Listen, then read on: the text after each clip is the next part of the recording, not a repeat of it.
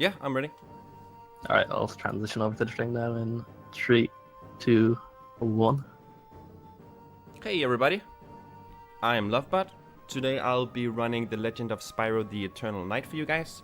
And I'm joined on commentary by Mike, CD Ramatron, that you might have seen a few times this marathon already. Hello there. So yeah, we'll be doing the first time save real quick here by going to the options menu and selecting Italian. This was discovered after submitting this game to the marathon, so at first I was a little nervous about my estimate, but that should be completely fine now. We even have a new route and everything as well. But we'll be selecting easy mode, since easy mode is just way faster. And I am ready to go. I'll be running my own split, so hopefully you won't be hearing my split button too much, but yeah, I'm ready to go. If Mike, do you want to give me a countdown? Sure, can do. All so right. in 5, 4, 3, 2, 1, go. And we are off. So first off, there's a lot of text, especially in this first beginning part of the run. It's basically like a tutorial where you're forced into all these text boxes telling you how to jump, how to do certain things. So here in the beginning, there's not a whole lot to talk about. There's one task only kind of movement I can quickly show off, and that is rolling like this, and I'm just gonna show it real quick there because it's not, at least not yet, human viable to do. You need to, like, if you just mess it up once, it's basically slower than just running, so that's all you get. For these relics, I'm trying to always face the wrong way when I pick them up, so I can sneak in a little roll. That's faster than running. The same thing here. Here we actually have the first skip of the game. There we go. If we jump right in the middle of his roll, we can skip a text box telling us how to use the fluttering or the hover ability. And just any point in the run, Mike, if you have anything that you see me not remembering or whatever, you just chime in. Yeah. So just one thing some people might be wondering just off the front is, if this game is so text heavy, why play it on an English version and not like Japanese? Because Japanese is generally the language people play for quick text. And just to summarize that quickly, this game was never released in Japan. This game was only ever released in European regions as well as America. And of course, with PAL, we have access to way more languages than the American version does. So we can choose Italian here just because it saves the most time overall. We have the least text to deal with. And we actually don't know 100% for sure if Dutch is faster. With the test that we did, Dutch and Italian came out at the same speed, but that was only for like the first part of the game. And then we kind of just picked Italian and started saving, I think, like 30 some seconds on the run. So there's definitely a huge time save there. But yeah, we still need to test all of the languages actually to make sure that we haven't missed anything there. The run is still very new, and before the submission I was the only runner with a task as like a tool we could go by. Since then, CD Ramatron and a third runner has started running the game, and Mike is actually responsible for cutting like almost 1.5 minutes or something with the new route. Yeah, around about 1.5 minutes or so. Okay, we'll be making our way over to... We're almost done with like the slow tutorial part here. Now it's told us that enemies exist and how to kill them. And we'll be making our way over here to get the sprint ability, which you will be seeing me do for the most of the run. We got it there. I'll be trying to sneak in as many dash moves or runs or whatever you want to call it as possible. If you double jump, you cancel your dash, or if you hit a big enemy, those small flies will not cancel it, but you will stop for like a few frames if you hit an enemy. But yeah, bigger enemies will completely stop your sprint. So we try not to hit too many of those. Yeah, there are a lot of points in this game where bonking into a wall or something, or a big enemy, is really slow. So sometimes it can be a bit faster to just not sprint in some places and just walk around them, because you'll lose so much time by just bonking into a single enemy.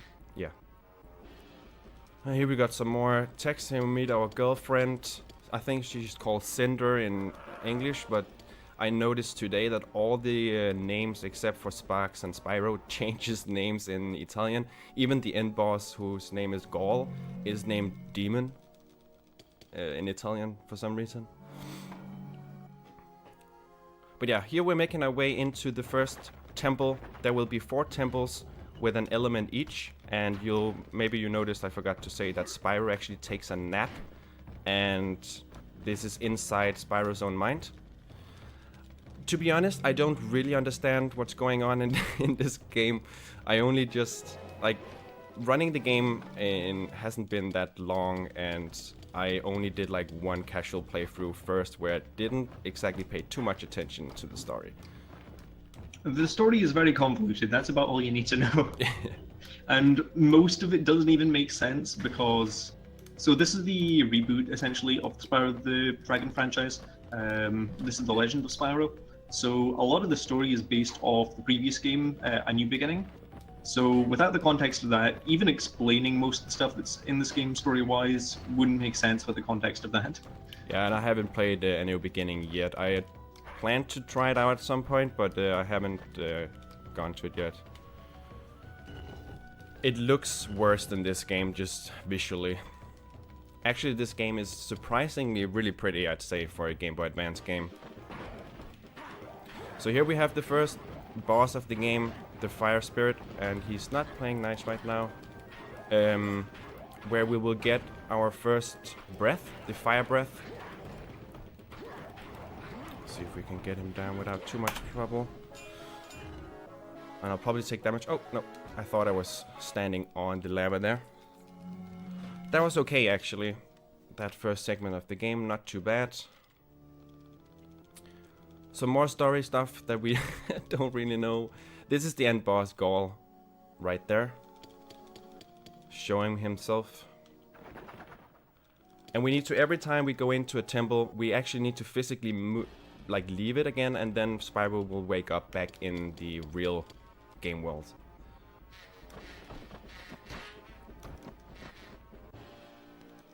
A little bit more story.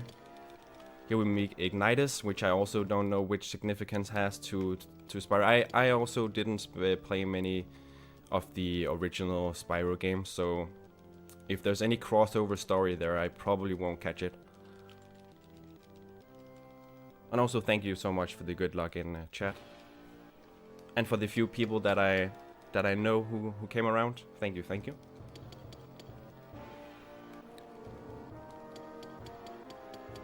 So yeah, there's a lot of text mashing here, and sadly there's no way to skip it. There's no way to like faster alternate mash between A and B or anything. It's just, you just gotta mash.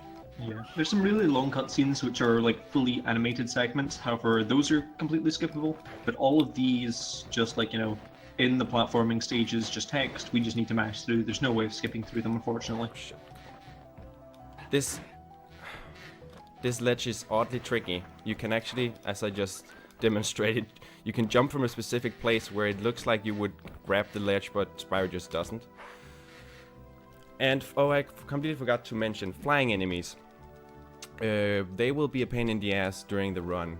Here in the beginning they're not too difficult, but you can be super unlucky in a few places where we want to skip some platforming because the usual way is slow. We try to go the fast way, and there is these flies that will mess up the game for us. We call it the Italian flies because they were weirdly aggressive the first run we did on Italian, so we dubbed it the Italian flies now. Yeah, but the real problem with the flies is they're really easy to kill. Like, all the fly enemies in this game just need a single hit, and because we're playing on easy difficulty, they do almost no damage. The main problem is the fact that the knockback on them is huge, and that causes you to lose a lot of time throughout the run. Getting hit by a single one would cost somewhere around like 2 to 3 seconds. Yeah, they can swarm you real easy. Yeah, they can swarm you, and sometimes they'll knock you down from high heights as well, so you have to climb back up. And did this game come before the 3D version? I actually don't know exactly when this was released in terms of like the console games, but I would assume that this came out later, just because that's how I think it usually is, right? Like it. Yes. Yeah, this came out the same time as the PS2 one, but before the Wii one. Okay. But it will just be making our way through what's probably one of the most mazy parts of the game here. The Earth Temple. Oh. And not doing too hot right there. Some of those enemies, that's actually one thing we forgot to mention. Enemies can spawn a little bit randomly. I haven't figured out, or we haven't really figured out exactly how it happens, but some enemies will sometimes be there and sometimes not. Yeah, I have a few theories as to why some enemies appear and why some enemies don't, but I haven't been able to find anything concrete yet. No. All we know at the moment is that there's a few enemies which it is fairly inconsistent. I'm not going to go out and just straight up say it's RNG at the moment, but there is inconsistencies at best. And it's going to be a matter of if we can find out what caused those inconsistencies, that will allow us to optimize this game even further than it already is. So for this boss, I'll be trying to roll away from his attack just in time to not get hit by him. There we go. Because getting hit by him sends you back quite a bit, and it's like a 2-second time loss every single time you get hit by him. So we don't want to get hit. So that was relatively clean. Now we'll be making our way to the third boss, or the actual, like the first real world boss, you could say, Naga. Before that, we have a little bit of... Wait, oh, what just happened? I accidentally clicked up. That's the first time that has happened. Marathon luck, right? So yeah, we have a little bit of way to go before Naga. Some caves we need to go through, which has a lot of flying enemies.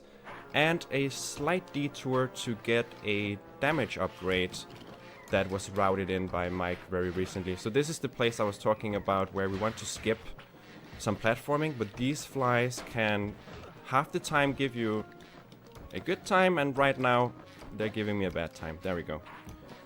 That was pretty messy, not gonna lie. But you kinda just in the mercy of how the flies behave there. So it could have been way worse for sure, but... Yeah. Sometimes you can get lucky and the little dragonfly that's following Spyro will sometimes just kill them. However, that just seems to be completely random at best. Yeah. And it's very rare, it seems. There we use the Earth Breath to move enemies away. It's pretty good for that. That's mainly what we use Earth Breath for, and then for bosses it's pretty powerful. And see, there's a small optimization if I can get it here. Yeah, we got it. Just like the skip in the beginning of the game, you can kind of jump while you're in a row. And that can skip just a single jump actually there. Nothing major, but we'll take all the time saves we can get.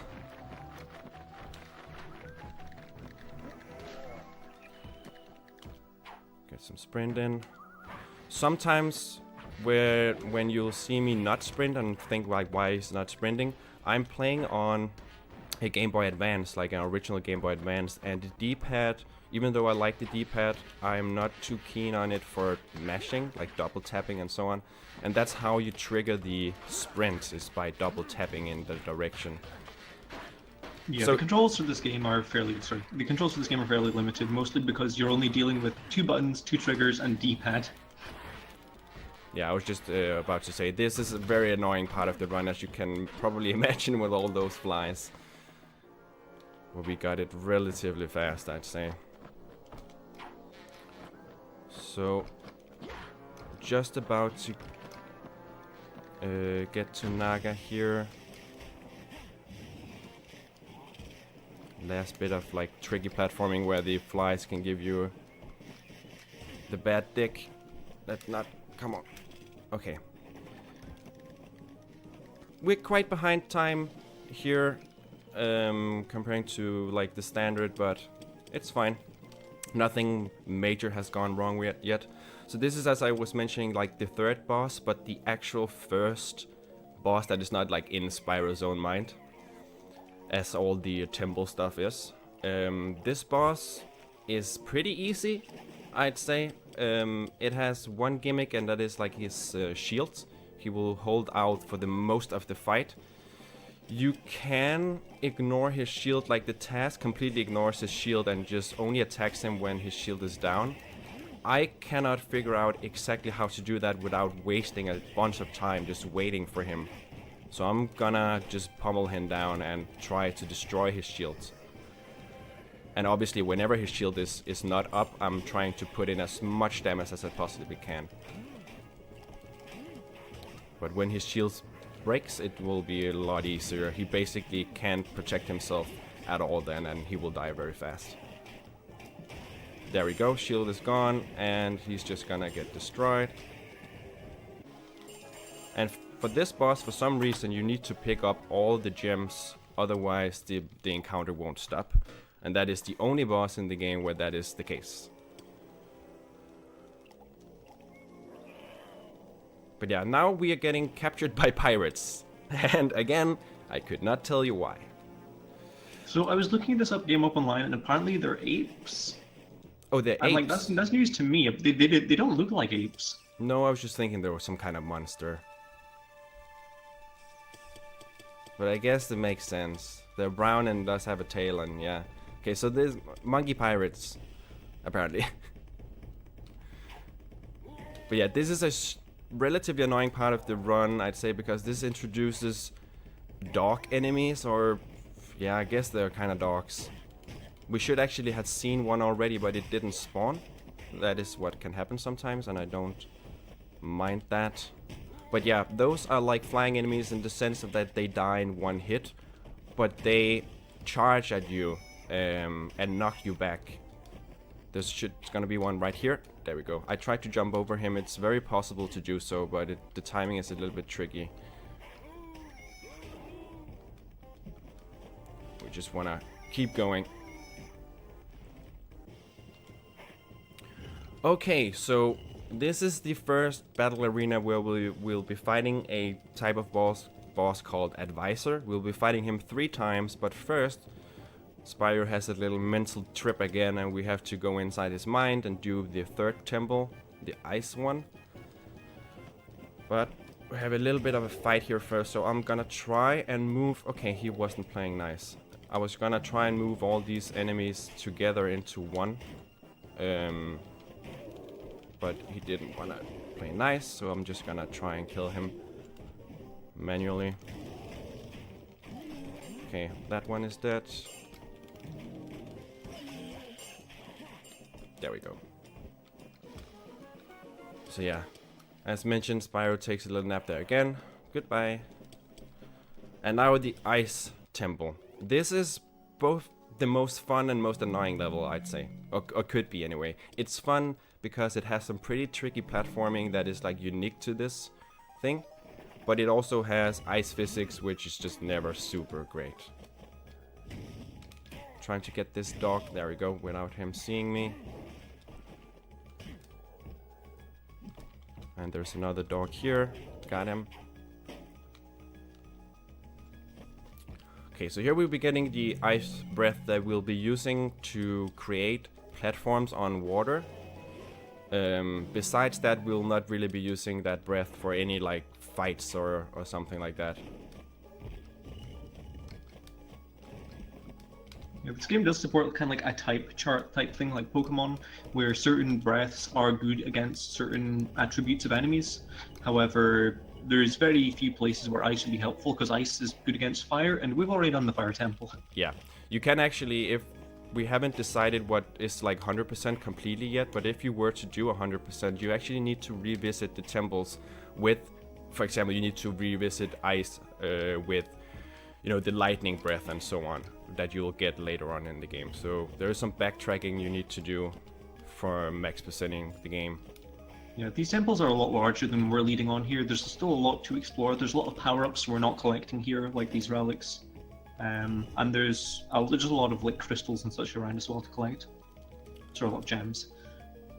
This boss can be a pain in the ass because you are on ice, and every time he hits you and knocks you back, you have to fight the ice physics getting back there. So we want to try and get him into the corner, which I very much just failed at. Okay, so we'll just try and pummel him down with fire breath. There we go. That was it's arguably one of the most uncooperative bosses in the game, unfortunately. Yeah, and that actually went pretty okay considering that we didn't get him into the corner.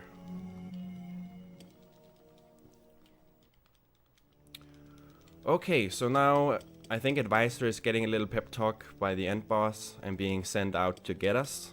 That's how I understand it anyway. So this is the first, like, actual hard boss, Advisor. We got some strat for him to like kind of keep him in a juggle. This game has a weirdly deep combat system that reminds you of like a fighting game or brawler, I'd say. So we want to keep him in a juggle for the majority of the fight. And the way that I'm doing it is not 100% optimal, I'd say. You could probably get a juggle type in that is way better than what I'm doing. But this is tested and proven, and it works. So I'm not going to attempt anything completely nuts at a marathon. We'll just try and do it the regular way. And that is by only using Fire Breath. I think if you were to incorporate Earth Breath, you'll probably do faster. Yeah, I've been playing around with the Earth Breath recently, and you can do some fun things with it, but I haven't come to any definite conclusions about it yet.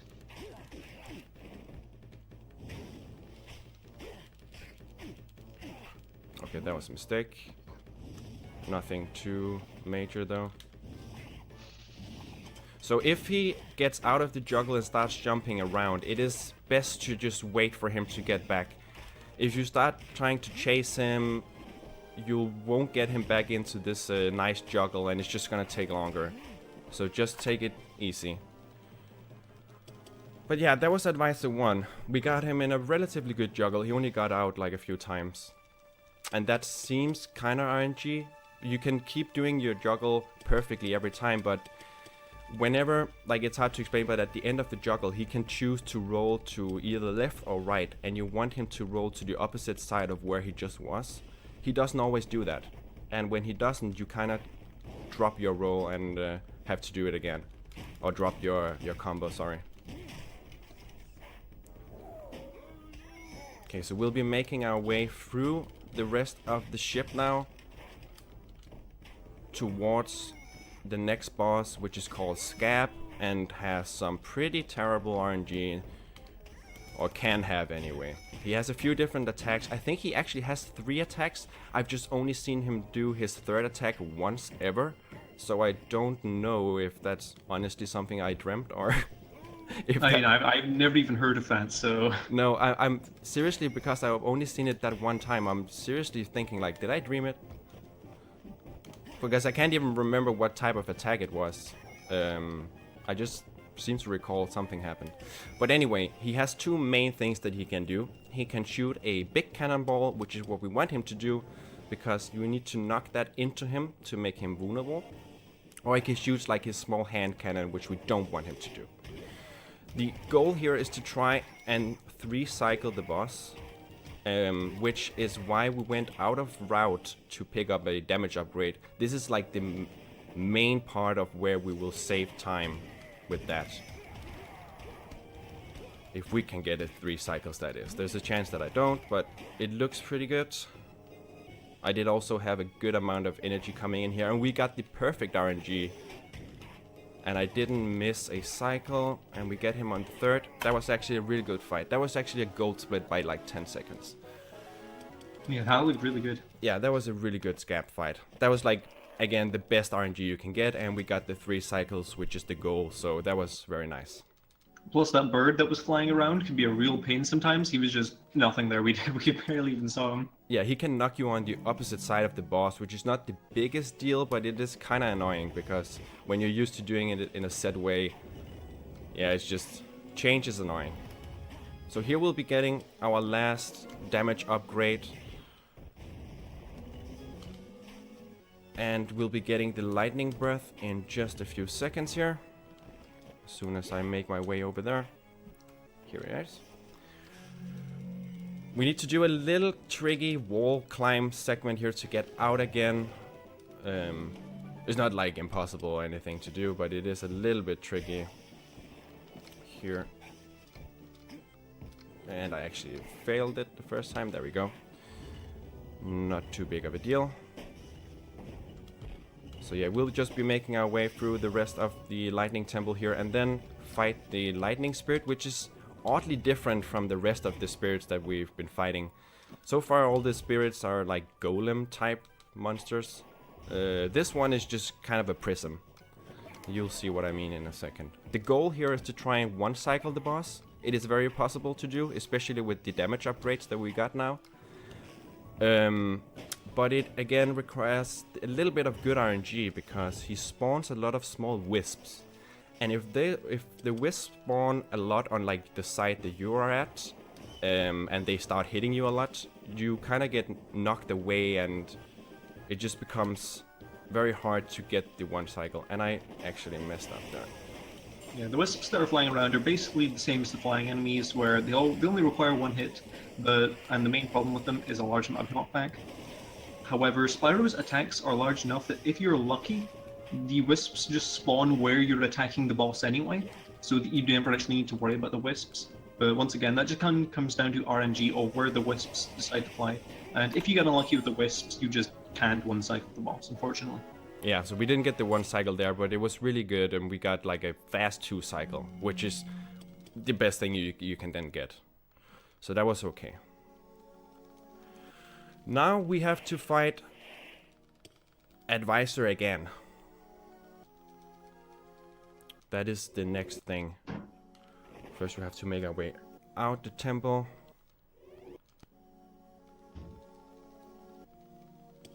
A little bit more text. There's plenty of text. Okay, so yeah, we have to make our way through this temple and to get to Advisor. These temples have a little bit of RNG in terms of enemy spawns. Again, there's a few places where we want snails to either not spawn or spawn in a very specific way so we can damage a boost through it. And I'll get to that when we get there. Yeah, these snails generally have a large amount of health, so anytime a snail, we can just bypass a snail, we're going to try to take that opportunity. Because killing a snail takes forever. Yeah. They do drop a lot of stuff, like if you're very low on HP it can be beneficial, but what drops from enemies is random. So they will mostly always drop some energy and some life, but if it's 3 gems of life and 1 of energy or vice versa, it's random. And there we actually just, that little corridor that was completely empty usually has a snail. And this snail spawned in the perfect spot so we could get through him like that. If it was just a few centimeters more to the left, we couldn't get past him because of the spikes there. So here we have Advisor again. It's essentially the same fight, he's just faster now. So you have smaller window of time between the juggles where he can retaliate. And as you just saw, he actually just retaliated in the middle of me juggling him there.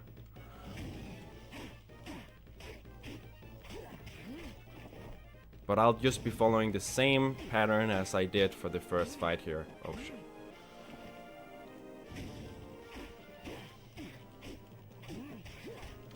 There we go.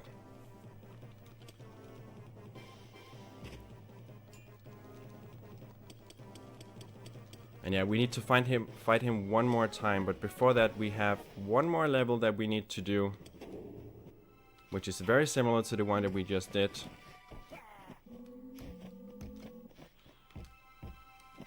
It's just a little bit more mazy and has more flying enemies that will ruin our day, or try to anyway. Could you not? Thank you.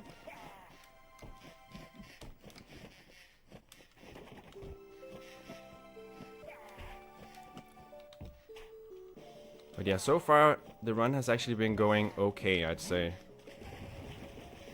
There was a little case of, I call them pseudo air dashes. The game actually has a true air dash move which the TAS is using constantly throughout the run. We've tried routing it in and it just seems very, very difficult to do as a human being without it being slower. But there is Oh, it's just, but you can do a ground pound diagonally, which sort of works in the same way, and a few places where there's a very steep downhill, we can use that instead. Yeah, go ahead. Yeah, sorry. Like the TAS's movement in this game is very optimized, as you can imagine, and you know, of course, it doesn't have any concerns when it comes to double tapping buttons. But when you're trying to double tap buttons in a very stressful situation where there's a lot of enemies flying about and you're trying to navigate around them, like sometimes it can just be faster not to like dash, just because it's, you know, it's easier to navigate around a bit slower and not have to worry about bonking on things. And same goes with the air dash.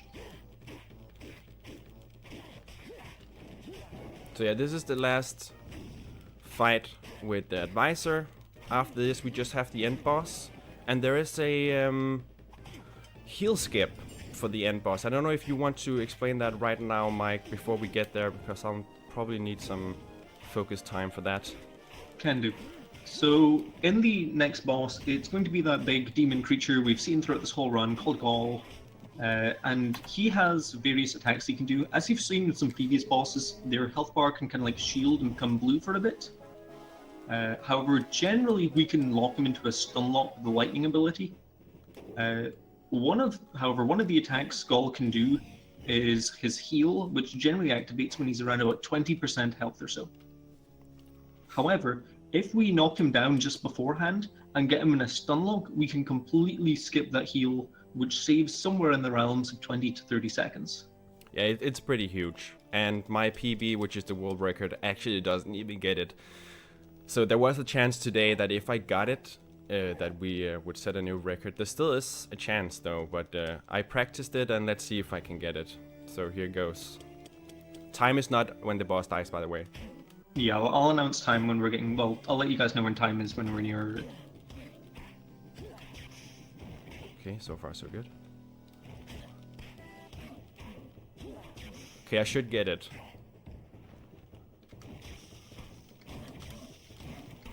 Yeah, got it. Whew, okay. Nice, well done. That was stressful. So now Spyro is going to turn to Dark Spyro, and he just basically becomes invincible and does a lot of damage.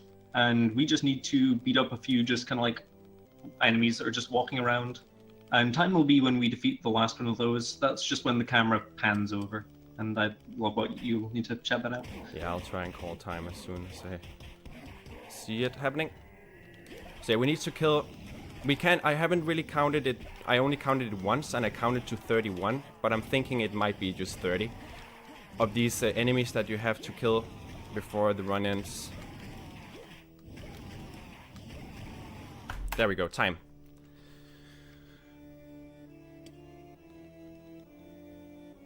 Okay.